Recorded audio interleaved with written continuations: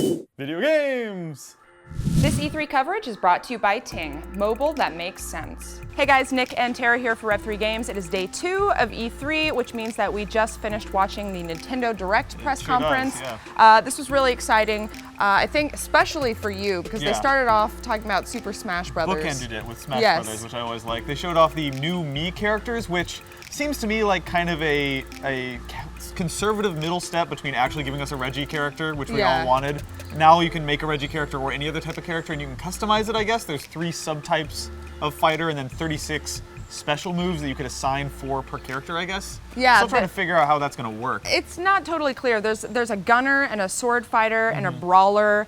Each one has 12 different moves, so 36 total. They gave that a release date of October 3rd for 3DS. We still do not know the release date for the Wii U version. All we know is winter, which I feel like October is cutting it pretty close, so who knows. They also announced Palutena at the end of the press conference, which is really funny. The internet had been obsessing for months over like screenshots from the thing being like, her necklace changed from this one to this one, maybe she's going to be a real character, and it all seemed like conspiracy theory garbage, except for it wound up being totally true. Palutena's in the game. There you go. More Kid Icarus representation there. They also announced Amiibo, which are, I guess, their version of the little NFC toys. Yeah. So you'll be able to actually touch those to your gamepad.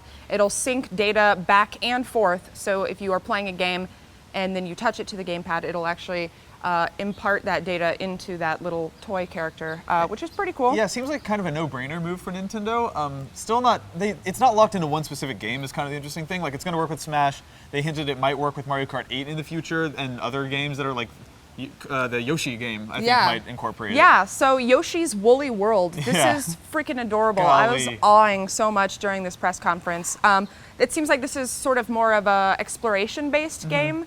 But it's all yarn, you know. Yeah, like who doesn't love yarn? Kirby's Epic Yarn, but Yoshi, and exactly. even cuter somehow. And there's 2-player co-op, and apparently you will be able to eat your the other Yoshi character, Yoshi and then cannibalism. Spit him out, and he will sort of help you along the game. And he has little propeller shoes, which are really cute. Turn into wheels sometimes. It's great. Yes. Speaking of cute Nintendo stuff. Yes, Captain Toad. He gets his own game now. Yes, Captain Toad's Treasure Tracker. This is coming out holiday 2014.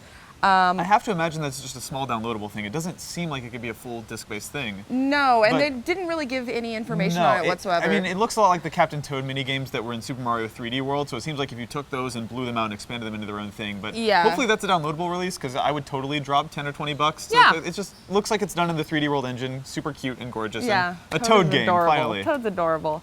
And then one of the announcements that I think everybody was waiting for, the new Legend of Zelda for Wii U. This is coming out sometime in 2015. They showed off a little glimpse of gameplay that looks absolutely stunning. It's a vast open world. Some of the best graphics I've seen on the Wii U, For I think, sure, so far. and they've confirmed that all that stuff was rendered in-engine. That is real, actual Wii U gameplay there. Or not gameplay, but in-engine footage. I'm really into it. I really like the way Link looks, too. Yeah. They just keep they keep making him more and more like dainty, anime boy dainty every time. He's more elven, I guess. He's super feminine now, which He's basically I a love. girl now, which if they're not going to make an actual game about Zelda, this is as close as we're going to get for a while. Basically. So there you go. And Pokemon. Yeah. Omega Ruby and Alpha Sapphire. The names keep getting more and more complicated. More and more convoluted. We got to see some of those new Mega Evolutions in motion, which is pretty neat. But yeah, you probably already know whether or not you're going to get that game, let's be honest. November 21st, 2014 is going to be the release date for that. They also announced a 2-pack of Bayonetta 1 and 2 together. So Bayonetta 2 now comes with the first game and also comes with a bunch of Nintendo-themed outfits. So you've got Bayonetta dressed as Link, maybe even the most feminine version of Link of all time, although it's pretty close. And then there's also, what was the other outfit we saw? Samus? Yeah. Like Samus from Metroid, so that's crazy. There's Princess Peach screenshots out there too. Yeah. Super weird fit, but I'm kind of into it, I guess. Yeah, that's just Nintendo. I love, my favorite things about Nintendo's press conferences are the curveballs like this, so that's, I'm into it. So October 2014, for that, they also announced Hyrule Warriors, or not announced, I mean, we've known about that for a while now. They did announce 2 new playable characters. You'll be able to play as Zelda and as Midna from Twilight Princess, which is cool. They also gave that a release date of September 26th, and that is also going to have 2-player co-op as well. Yep. So that's cool. And then Kirby and the Rainbow Curse. Yeah. Oh my god, this is so adorable. It's a little claymation Kirby. Yes, I love that they're just taking cute art supplies and cute Nintendo mascots and just throwing them together until somebody stops them. But it looks like a direct follow-up to Kirby Canvas Curse, which was the first Kirby DS game where you kind of drew paths with the stylus. I feel like I'm the only human being on the planet who didn't love Canvas Curse, but I'm still totally gonna give this a shot. I just love Kirby in general. Yeah, I'm a big Kirby so, liker. Yeah, he's still amazing. no Kirby Air Ride 2, but maybe E3 2015. What are you gonna do? And then Xenoblade Chronicles 2015. Almost no information on that whatsoever. Just a pretty trailer. Super anime. Yeah. And then Mario Maker, which is sort of a create your own Mario level thing. They didn't specify if it would be Wii U or 3DS. It looked like Wii U from the footage that they showed. I'm sure there's going to be a small but dedicated contingent of people who are going to be super, super into that. So that's coming out in 2015.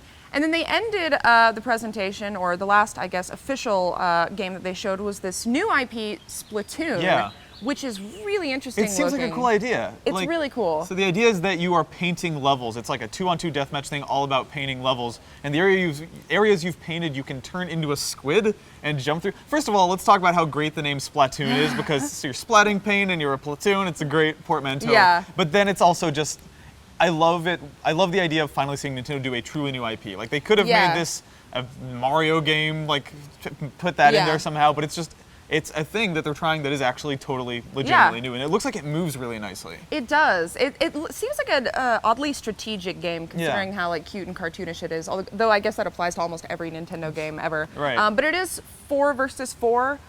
So when you transform into a giant squid, you'll be able to like move really fast, and you get all these special abilities, and then you can transform back into a human. It's just like, it seems like just a fun, like competitive shooter with paint guns instead of bullets. If you had asked me to guess what we'd see from Nintendo, it would have taken me weeks on end of guessing to say a competitive team-based shooter about paint. But I'm down, like I'm into it. I'm into it too. I hope to get to play it at some point. So that is basically a summary of everything that happened at Nintendo Direct. Obviously, there's going to be a lot more that they're showing off on the show floor. We're both going to be checking that out sometime this week, so stay tuned for more Nintendo stuff. And of course, all of our E3 coverage is going to be coming at you just like bullets all week long. A lot like bullets. Yes, or paint guns, if you will. Think of it as bullets or paintball bullets. Paintballets. It's well said. Are you sick of being bossed around by your cell phone carrier? Are you paying tons of money for data you don't even use? If so, then guys, it's time to switch to Ting. Ting is a revolutionary new cell phone service that puts the power back into your hands with complete and total transparency. With Ting, you only pay for the data and minutes you use, meaning there are no plans, no hidden charges, and no early termination fees. You know exactly what you're paying for, and you can leave whenever you want. Ting runs on the nationwide Sprint network, and there's a good chance it already works with your existing cell phone. Their customer service is also top-notch, so no matter what time of day you call, you'll always be able to reach a live, actual person. Head over to rev3games.ting.com and click on their savings calculator to see how much money Ting can save you. That URL will also get you $25 off your first bill, and remember, every sign-up helps support Rev3 Games, so it's really a no-brainer.